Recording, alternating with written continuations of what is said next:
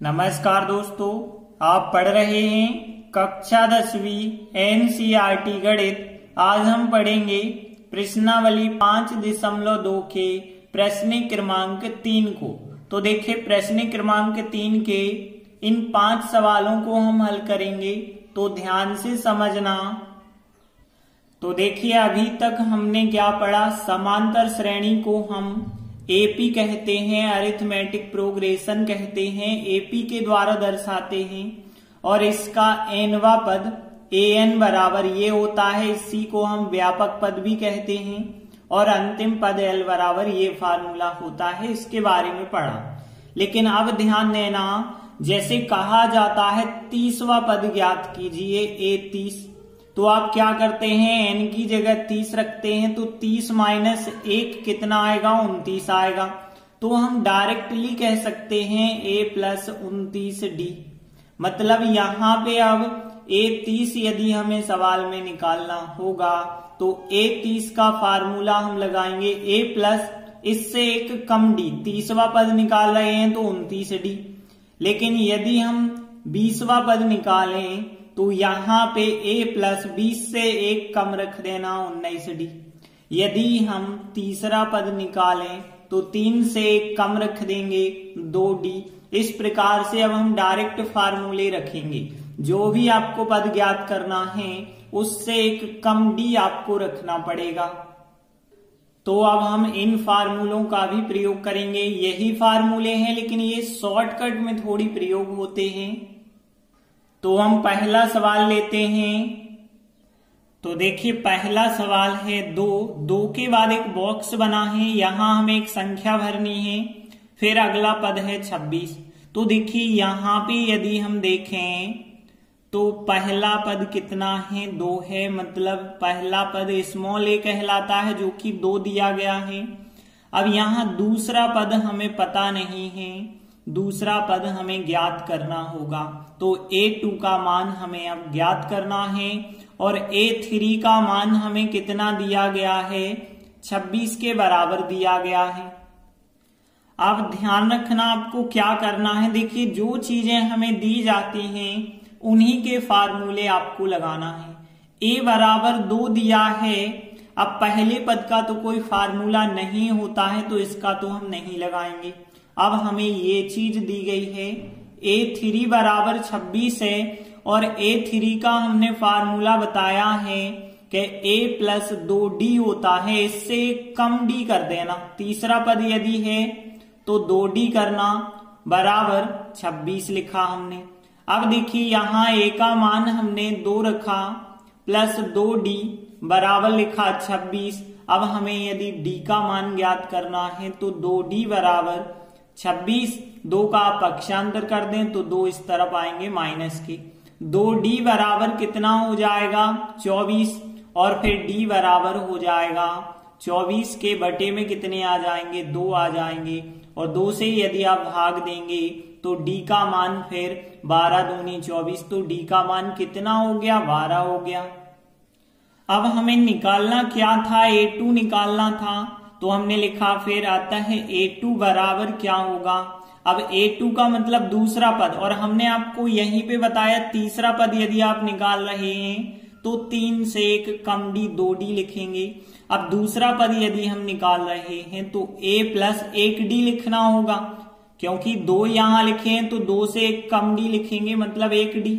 और फिर a का मान कितना है, 2 है, 2 रखा, प्लस d का मान कितना है, 12 है, 12 और 2 14 हो जाएंगे। तो फिर a2 का आंसर होगा 14। अतः रिक्त खाने में जो पद होगा वो कौन सा होगा, 14 होगा। इस प्रकार से इस रिक्त खाने में 14 भरा जाएगा। तो फर्स्ट सवाल कंप्लीट हुआ। अब देखते हैं दूसरा सवाल। तो देखिए, यहां ब्रैकेट फिर 13 और फिर ब्रैकेट फिर 3। मतलब यहां पे और यहां पे क्या संख्या भरनी है ये हमें ज्ञात करना है। और ये आपको दिए गए हैं। तो देखिए, हमें पहला पद ज्ञात करना है। पहला पद हम a1 कहें या फिर a कहें, एक ही बात है। तो a का मान हमें ज्ञात करना है। हमें दूसरा पद हमें दिया गया है, a2 का मान कितना है, 13 के बराबर। फिर A3 हमें पता नहीं है, मतलब A3 हमें ज्ञात करना होगा। फिर हमें चौथा पद A4 का मान पता है, कितना है, 3 है। अब यहां ध्यान देना, दो चीजें हमें ज्ञात करना है और दो चीजें हमें दी गई हैं। हमने आपको बताया था जो चीजें हमें दी गई हैं उन्हीं के फार्मूले आप लगा दीजिए। तो देखिए हमारे पास A2 का मान 13 है, A2 का ही फार्मूला लगाएंगे। A2 का मतलब दूसरा पद, और दूसरे पद का फार्मूला क्या होता है, A प्लस 1D, इससे एक कम। तो यहाँ पे 1D बराबर 13 हो जाएगा। और यहाँ चौथा पद हमें दिया गया है, तो चौथे पद का भी हम फार्मूला बता देते हैं। A प्लस एक कम D करना है, 4 लिखे हैं तो यहाँ 3D कर देंगे बराबर 3। अब यदि हम इसको समीकरण 1 मान लें और इसको समीकरण 2 मान लें, अब देखिए हम इन दोनों समीकरणों को विलोपन विधि से हल करेंगे। क्यों हल करेंगे, क्योंकि विलोपन विधि आसान है। यहाँ गुणांक समान है, A का गुणांक 1 है और यहाँ भी A का गुणांक 1 है, गुणांक समान है, इस वजह से विलोपन विधि से आप करें। अब विलोपन विधि में या तो हम जोड़ते हैं या घटाते हैं, और हमने बताया था जब समान चिन्ह होते हैं तो उन्हें हम घटाते हैं। तो यहाँ हम समीकरण 1 में से 2 घटा दें या समीकरण 2 में से 1 घटा दें, एक ही बात है। तो हम समीकरण 2 में से समीकरण 1 घटाते हैं, मतलब A में से 1 घटाएंगे, A और A कट जाएंगे, 3D में से 1D घटाएंगे तो यहाँ 2D बचे होंगे बराबर 3 में से 13 घटाएंगे तो माइनस के 10 बचे होंगे। 3 माइनस 13 यदि आप करेंगे तो माइनस के 10 आएंगे ना। अब देखिए 2D का मान माइनस 10 आया है, तो फिर D का मान कितना आया होगा, माइनस 10, और 2 आ जाएंगे बटे में। तो यहां से D का मान हमें कितना मिला, 2 का भाग दे दीजिए 10 में, 2 पंचे 10, तो D का मान हमें कितना मिल गया है, माइनस का 5। अब हमें D का मान मिला है, A का मान और हमें चाहिए, तो इस D के मान को हम समीकरण 1 या समीकरण 2 में रख देंगे, जैसे हम समीकरण 1 में रखते हैं। D का मान समीकरण 1 में रखते हैं तो यहाँ पे देखिए A तो आपको लिखना ही पड़ेगा। अब D की जगह पे कितना आपको लिखना है, माइनस का 5 बराबर कितना है, 13 है। और आगे यदि हम सॉल्व करेंगे तो देखिए यहाँ पे A बराबर प्लस और माइनस का -5 ही हुआ, और -5 जब उस तरफ जाएगा तो वो प्लस का 5 बन जाएगा, और यहाँ 13 और 5 कितने हो जाएंगे, 18। तो A का मान फिर कितना आ गया, 18 आ गया। अब देखिए हमें क्या क्या निकालना था, हमें एक तो पहला पद निकालना था A, तो आता है A का मान तो 18 हो गया, और हमें क्या निकालना था, और इसके बाद हमें जो निकालना था तीसरा पद निकालना था। तो हमने लिखा तीसरा पद A3, और A3 का मान क्या होगा, A प्लस 2D होगा कि नहीं होगा, 1D कम लिखते हैं, और इसमें यदि हम मान रख देते हैं तो देखिए A का मान 18 है प्लस 2, और D का मान माइनस का 5 लिख दिया है। और आगे यदि हम सॉल्व करेंगे तो 18, 5 दूनी 10 ऋण के हो जाएंगे, और यदि आप घटा देते हैं तो A3 का मान 8 हमें प्राप्त हो जाएगा, और A का मान हमें 18 प्राप्त हुआ है। यही हमारे 2 आंसर हो जाएंगे। तो हम लास्ट में लिख देते हैं, आता है रिक्त खानों के पद। देखिए रिक्त खाने ये थी, तो इनके पद के मान जो होंगे क्रमशः 18 और 8 होंगे, मतलब पहले में 18 भरेंगे, दूसरे में 8 भरेंगे। इस प्रकार से सेकंड सवाल कंप्लीट हुआ। अगला तीसरा सवाल है 5 फिर ब्रैकेट और फिर 9 सही 1/2। देखिए यहाँ 2 चीजें ज्ञात करना है, एक और एक 2 चीजें दी गई हैं। तो हमने लिखा यहाँ क्या क्या चीजें दी गई हैं। पहला पद A1 कह दो या फिर A कह दो, A का मान 5 दिया गया है। दूसरा पद हमें ज्ञात करना है A2। तीसरा पद A3 का मान भी हमें ज्ञात करना है। फिर इसके बाद हमें चौथा पद जरूर दिया गया है 9 सही 1/2। तो 2 इनाम 18, 18 और 1 19/2 दिया गया है। तो यहाँ जो है मिश्र भिन्न में था, हमने विषम भिन्न में से बदल दिया है, तो 19/2 हमें दिया गया है। अब देखिए ध्यान देना, हमने आपको बताया था कि दो चीजें यदि हमें ज्ञात करना है और दो चीजें दी गई हैं तो जो दी गई हैं उन्हीं के फार्मूला आप लगाएं। अब हमें a बराबर 5 दिया गया है, a का फार्मूला नहीं होता है, लेकिन a4 का मान 19/2 है, a4 का फार्मूला जरूर होता है। तो यहां पे चौथे पद का फार्मूला होगा a + 3d और बराबर में कितना है 19/2 है। आगे देखिए हम a का मान कितना रख देते हैं 5 रख देते हैं, तो 5 + 3d बराबर है 19/2 के। आगे देखिए हम 5 का पक्षांतर कर देते हैं तो 3d बराबर 19/2 माइनस हो जाएगा 5। अब यहाँ पे और आगे सॉल्व करें तो 3d बराबर कितना आएगा, देखिए 2 पंचे 10, माइनस के 10 हो गए, 19 में से माइनस के 10 घटाए तो 9 बचे, 9/2 आ जाएंगे। अब हमें d का मान चाहिए तो 3 का पक्षांतर और करना होगा। यहीं पे देखें तो d बराबर क्या हो जाएगा 9/2 है। 3 का जब पक्षांतर करेंगे गुणा में है, गुणा वाली संख्या बटे में जाएगी, लेकिन 32 नहीं बना देना, बीच में गुणा लगा देना। 3 एकम 3, 3 त्रिका 9, यदि आप काट देंगे तो d का मान हमें 3/2 प्राप्त हो जाएगा। तो d का मान कितना आ गया 3/2। अब देखिए हमें फिर दूसरा और तीसरा पद निकालना है, तो हम लिखेंगे इसीलिए दूसरा पद अब क्या होगा, देखिए a2 का मान निकालना है। a2 दूसरे पद का फार्मूला a + 1d होता है। a का मान कितना है 5 है, आपके पास 5 लिखा, और d का मान कितना है 3/2 है तो 3/2 लिखा। अब 2 पंचे 10 और 3 13 हो गए तो 13/2 लिखा हमने, तो a2 का मान आ गया 13/2। इसे आप मिश्र भिन्न में भी बदल सकते हैं, क्योंकि मिश्र भिन्न में यहाँ संख्याएं चल रही हैं, तो आप मिश्र भिन्न में आंसर दे सकते हैं। तो 2 का भाग 13 में 6 बार जाएगा, 6 दूनी 12। अब 12 हुए लेकिन 13 थे तो एक शेष बच गया ना, /2 का /2 लिख देते हैं। 2 का भाग 13 में 6 बार एक शेष बच गया, 2 का 2 लिख देते हैं, तो a2 का मान आ गया। अब हम a3 का मान भी तो हमें निकालना था सवाल में, तो a3 बराबर क्या हो जाएगा, a3 मतलब तीसरा पद, तीसरे पद का फार्मूला a + 2d होगा। अब a का मान तो 5 है, 5 लिखा, फिर 2, d का मान है 3/2 तो 3/2 लिखा। अब देखिए 2 और 2 क्या हो जाएंगे, कट जाएंगे, तो 5 प्लस यहाँ 3 बचे होंगे, और 5 और 3 कितना हो जाएगा 8 हो जाएगा। तो हमने लास्ट में लिख दिया आता है रिक्त खानों के पद के मान क्रमशः। अब देखिए हमें क्रमशः बताने होंगे, मतलब पहले पद में 6 सही 1/2 भरा जाएगा पहले बॉक्स में, और दूसरे बॉक्स में 8 भरा जाएगा, तो ये हो जाएंगे हमारे आंसर। तो थर्ड क्वेश्चन भी कंप्लीट हुआ। इसके बाद अगला चौथा सवाल है -4 फिर ब्रैकेट फिर ब्रैकेट ब्रैकेट ब्रैकेट, 4 ब्रैकेट हैं यहाँ पे, इन चारों के मान हमें ज्ञात करने हैं, और लास्ट में फिर 6 है। तो यहाँ पे आपको ये देखना है कि कौन कौन सी चीजें दी गई हैं।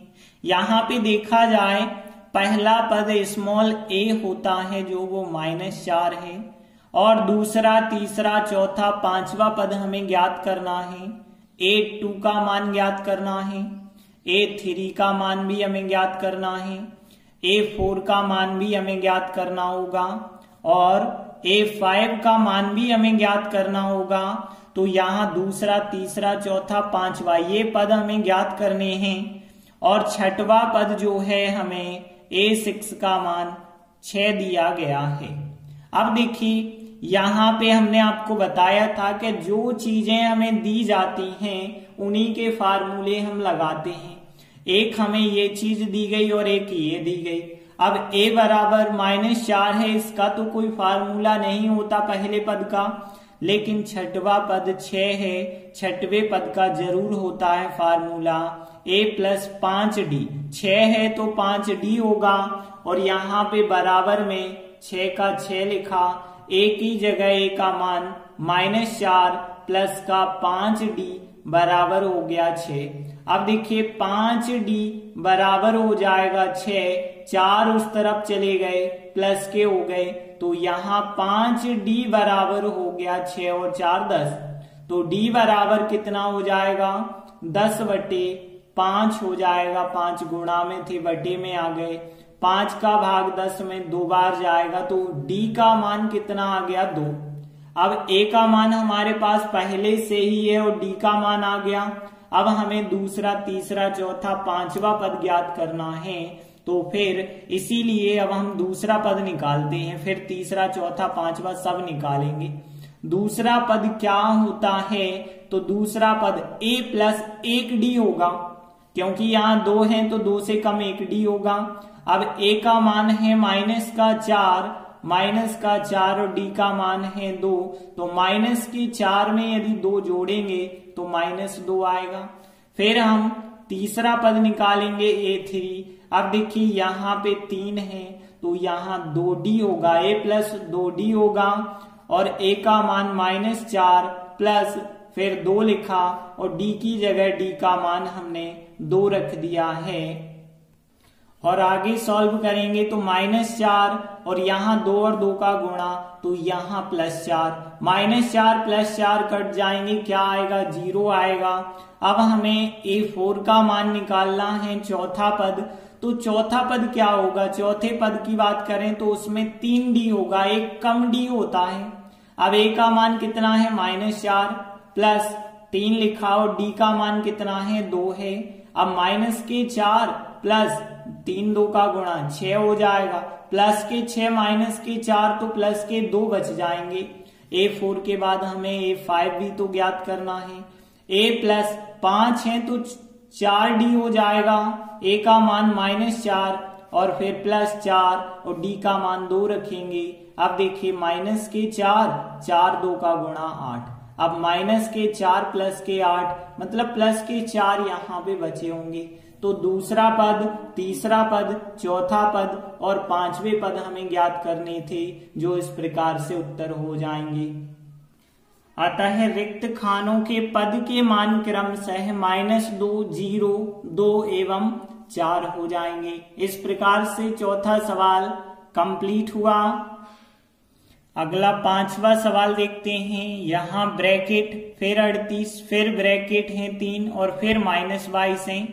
तो देखिए यहाँ पे हमें 4 चीजें ज्ञात करनी है, 1 2 3 4, एक और एक 2 चीजें दी गई हैं। यहाँ पे देखिए हमें पहला पद निकालना है, तीसरा, चौथा और पांचवा, इतनी चीजें हमें निकालनी है। और दूसरा और फिर छठवा पद हमें दिया गया है। तो दूसरा पद कितना दिया गया है, 38 दिया गया है और छठवा पद -22 हमें दिया गया है।